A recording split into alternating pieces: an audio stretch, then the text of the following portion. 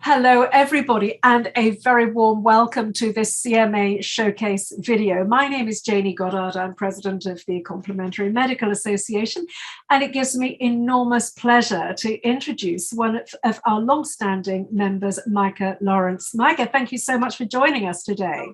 Thank you for inviting me. It's an absolute pleasure. So, as you know, we use these sessions to highlight the fantastic work that our members do. So, Meike, would you be able to just introduce yourself and perhaps say a little bit about what you're doing and how you help people? And the thing I found particularly interesting was talking about, as we were discussing a little bit earlier, was your brand Homeopathy for Vitality. It's a slightly different take on things. So would you just explain a little about all of that? Yes. Well, I came from backgrounds of IT and computing, and I never in a million years expected to end up being a homeopath. But after sort of very successful treatment for myself, I was suffering from lots of migraines because I was overworking. I suddenly looked into homeopathy and realised there was more to it than met the eye. And so in my late 20s, I retrained to become a homeopath. And that was, nearly 30 years ago now. And what I noticed with homeopathy as I was doing my own case studies is that my clients I said to my tutor, my clients are very programmed in a way, because you can see that sometimes we do things that we don't mean to do, but we kind of keep ourselves in a rut, like we do a job we don't enjoy, or we over please other people. And I also understand that we can't just change that, and I felt the homeopathic medicine could help to take away that compulsive need to keep doing that programmed behavior.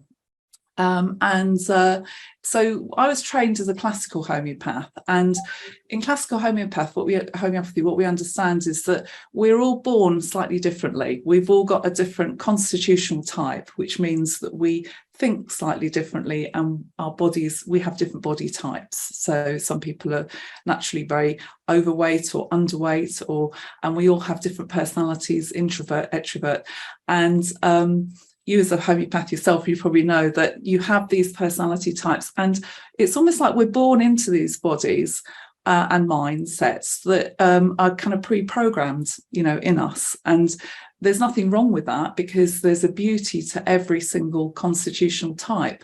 Some people are very perfectionists and they bring perfection into the world. Other people are very sort of lively and adventurous, so you bring that beauty into the world. Some people are very audacious, and some people are very calm and still, and they're very nurturing people. So we have to honour that, and we have to respect that we all bring our own gifts to the world. However, where homeopathy comes in, where illness starts to creep into our lives, is where that programmed state is no longer serving us.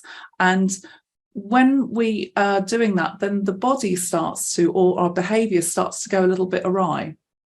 And so my take on it is that rather than just fixing the problem, we actually go under the bonnet of the car and see what can we change in that programming that will stop that compulsive behaviour, so that you still remain with the same beautiful personality, but you slightly tweak it so that you stop being a people pleaser all the time. There are times when you can also say no and things like that. And I know there's a lot of self-help out there, and we are all very aware of this issue nowadays more than ever, because we're living in a world where the opportunities are all there. We don't have to be very programmed in our behaviors anymore. We have a lot more options, so we can start to spread our wings.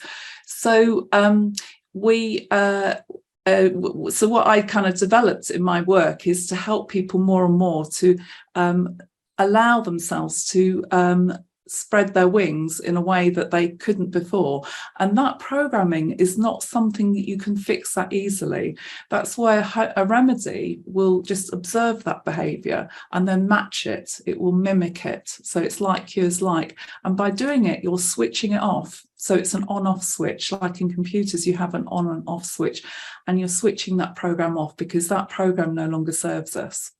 So I hope that kind of makes sense in what I'm saying. It does, absolutely. And it's a wonderful take on a very, well, not a completely ancient system of medicine, but actually a relatively old system of medicine, 200 to 300 years old, that sort of thing. But it really is wonderful that you are bringing it right up to date, and I think perhaps that really speaks to your expertise coming out of the IT profession. I wonder if that has much to do with that. Yeah, well, what I was very good at in IT was I was a systems analyst, and I'd go into businesses, and it was in the 80s where computers weren't even a thing then, and we certainly didn't have internet. And I was bringing in this new revolutionary idea that if different departments in the business started talking to each other, they would start to learn from each other rather than being in opposition. So the purchasing department would talk to the sales department and give useful information to each other. And this is what's happening in our bodies when we are getting ill or have a problem, is because there is a lack of communication. And this is again where neural programming comes into it, where you can start to wire up information. So if we take that idea into the mind-body setup, if the body starts to, say, get very tired all the time, or it starts to hurt all the time, it's a communication from the body in the only language it can speak, which is pain or dysfunction, back to the brain, which is saying, by the way, every time you send me to a job that I don't really enjoy, or there's something going on in your life that I keep getting exposed to, it hurts me. So it's a conversation. It's a conversation. So we're starting to whisper to the body and say, why are you ill? What is going on with you? And so we can start to reprogram the belief systems that are running the whole setup. Why do you have to be nice to everyone all the time, even if they're not very nice back to you? There's those kind of conversations we can start to have. And I've found that where my practice has taken me to is I treat people from all ages, including newborn babies. And I love just observing children, because we can't really have a conversation about why they're ill, but we can observe their bodies, and their bodies are actually telling us already the inconvenient truth, as I like to call it.